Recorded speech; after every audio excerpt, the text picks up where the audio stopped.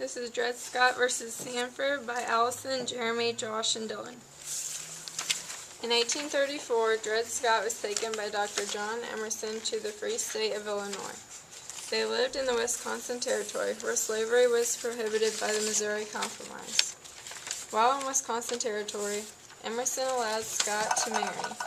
Later, Emerson left Scott and his wife in the Wisconsin Territory when he was reassigned to Louisiana. Emerson then married Eliza Sanford. Scott and his wife then traveled to Louisiana to serve the Emersons. John Emerson died in 1846, leaving Scott and his wife to his widow. Dred Scott tried to buy his freedom from Miss Emerson for $300, but she denied him. Scott then sued Emerson in 1846.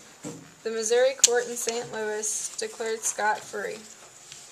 In 1852, the Missouri Supreme Court then reversed Scott's freedom. They stated that the precedent of once free, always free would no longer be practiced. Dred Scott now appealed to the United States Supreme Court. In 1854, Scott began a new suit against his new owner, John F.A. Sanford, who married Eliza after Emerson's death.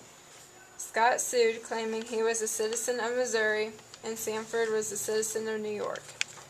Sanford argued that Scott isn't a citizen of the state of Missouri because he is of pure African descent. The Supreme Court decided that Scott was not a citizen. Furthermore, the Missouri Compromise violated the Constitution. Slaveholders in the southern states were content with the Supreme Court's decision, but Northerners were outraged.